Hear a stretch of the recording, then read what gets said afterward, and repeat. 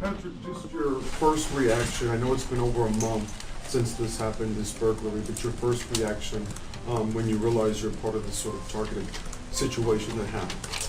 Yeah, I mean, obviously it's frustrating, it's disappointing, but I mean, I can't get into too many of the details because the investigation is still ongoing. But obviously, something that you don't want to happen to really anybody, but obviously yourself. Can you say if we know this happened midnight on a Sunday morning before that Monday Night Football game? Were you or your family?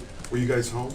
Yeah, I can't speak too much about the details of everything, just with the investigation going on. But I'm sure at some point that will be talked about. Patrick, you know, with your resume, I know there's things that you won't accept in a win that you win in a loss. Your play this season, I know it's probably not up to your standards. How do you rectify the week in and week out when you say that you got to improve and you got to get better? Yeah, I think I learned a lot about myself last year. Just when I didn't feel like I wasn't playing my best football, and we were kind of struggling throughout the season, and I kind of learned how to just find ways to win. And so it kind of helped me grow up, not only as a player but as a person, to show that it's not about stats. It's not about how you get it done. It's just about getting it done. And so I know how tough it was last year when we were losing those football games, and if we're finding ways to win this year, and I'm not putting up the stats, I'm feel a lot happier when I go home. Following up on that, Patrick, I've got to ask because it's obvious when we're looking at it from the press box, but your tackle, the tackle situation. Last few weeks they've been getting that work put in on them, and you've taken probably some unnecessary hits. What do you say? What are you saying to them coming out of the huddle, coming off, when you're getting up off the field? And blocks are being missed left and right, and you're taking some unnecessary hits. Yeah, no, I believe in those guys. I believe in all the guys that are on that field with me. I believe in my teammates, and because more than even on the field, I see the work they put in every single day and how hard they work to go out there and execute at a high level. And there's times where I need to get rid of the football. I take some unnecessary hits as well. And it's about coming together as a team and being that unit that's in sync every single snap. And I think if we do that, we'll go out there and execute at the level that we want to. When it comes to this game and this what's now really a rivalry, 8 times in the last 5 years you guys have played in this millennium. The only people that have done that is Brady and Manning, and now it's you and Allen. Just what is it about this game that just brings out the best of both of you guys, and how much respect you have for the other side of the field, especially the way Josh Allen's playing? Yeah, I mean, you're playing the best. I mean, the best of the best. That's what you want in this league. And I've been able to go up against Josh a multitude of times, and every single game it seems like it comes down to the very end. And he's a guy that competes, and he has that fire. I think you can see that fire that he plays with, and that kind of goes through his entire team.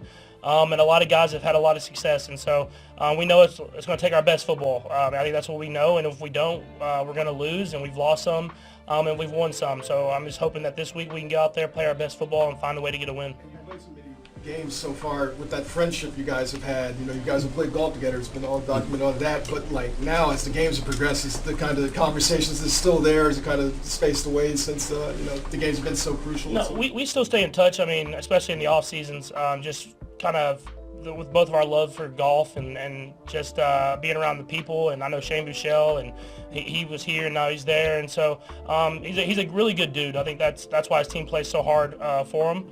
But I mean, obviously we're both competitors, so in the season, not as much talking as we're both going for that ultimate goal, the Super Bowl. But at the same time, there's a ton of respect both ways. In the offseason, talking about Hollywood, you almost said, I was surprised we were able to get this guy in the room.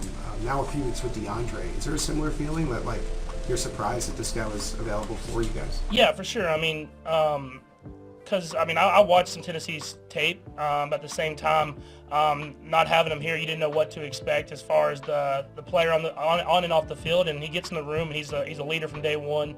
He's teaching younger guys, he's helping younger guys in the room about stuff that he's learned. And then you get on the practice field, and you see how explosive he still is, and how he can still make these plays. And he can go one-on-one with the best of the best and win. And it was definitely a pleasant surprise for me just seeing him on that football field. And I think I can even give him more and more chances as it goes on, because he seems like he's making plays every time I do. Patrick, you were pretty close to having a pretty big offensive day on Sunday. You talked about just a couple of misses you had after the game. Just wonder how long do you focus on that?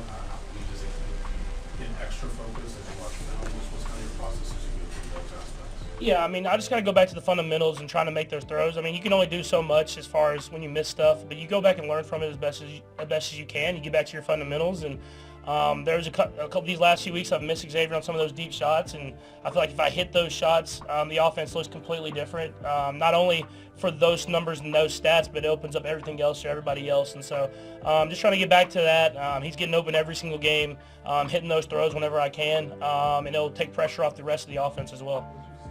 His ability to, like, what stood out about him getting open on that play? Yeah, I think you can see how much he learned from week to week. I mean, the week before he got open and kind of faded a little bit, caught the ball, and ended up being out of bounds. Whereas you saw on that double move, he kind of stacked the guy, we say, got back on the red line, gave me room to throw, and then I threw the ball out of bounds. And so you see those steady progressions each and every week. And I think in the long run, it's going to really pay off because he is getting open. And I have the confidence I'll be able to hit him on some of those shots down the field. And like I said, it's going to open up the rest of the offense as well.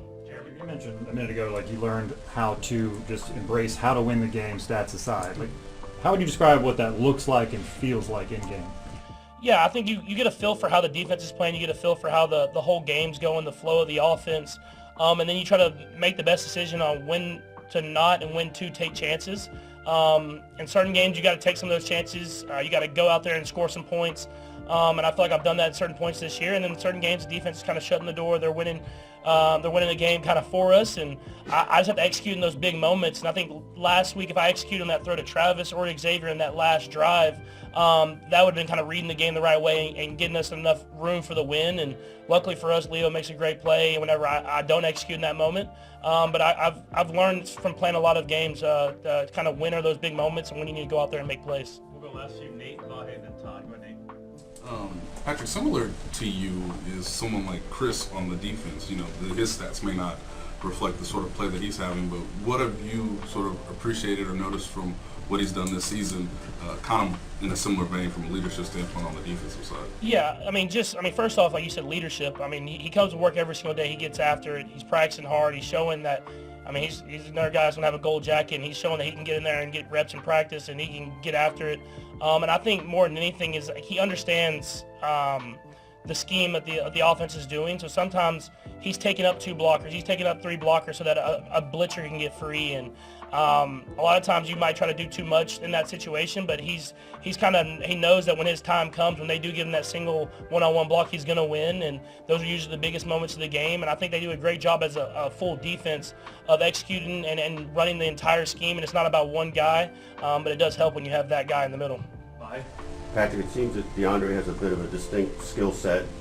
I wonder how that affects your reliability with him, your connectivity with him. Does that give you kind of a mindset of chemistry with him? Yeah, I mean, I think just the ability to win one-on-one is special. I mean, that truly is special, and sometimes it gets lost. I mean, because whenever you got a guy in the boundary that's one-on-one with, I mean, like this week he was with Surtain, and Surtain's one of the best corners in the league, and he was winning some of those. He was winning some of those matchups, and he's really kind of showcasing that he can win one-on-one versus anybody. And that stuff that takes pressure. It puts pressure on the defense whenever I'm hitting those guys over there in those one-on-one matchups and making them push guys over, which is opening up everybody else. And so that, as well as being able to make tough and contested catches, like the deep cross he had over the middle of the field, that stuff that just in my mind shows me I need to give him more and more chances in those situations. Is there any part of his game that you didn't realize he'd have? I mean, is there something that has surprised you? I think just the kind of the wiggle that he has, not only catching the ball and able to make stuff miss and get up the field, but as well as running the routes. I mean, whenever you get around a guy like that, you don't see those things often. So to be able to see that at such a high level, I think it showcases to everybody what type of player he is. Last two, Todd and Steve. During the Wednesday, November 13th, episode of New Heights, Travis, 35, celebrated the success of his brother Jason Kelce's new holiday songs with Stevie Nicks and Empty Joy for the upcoming album A Philly Special Christmas Party. While teasing a live performance with Philly natives Empty Joy before the next Eagles game, Jason, 37, joked that his voice is shot. "You always have a raspy voice, man," Travis said.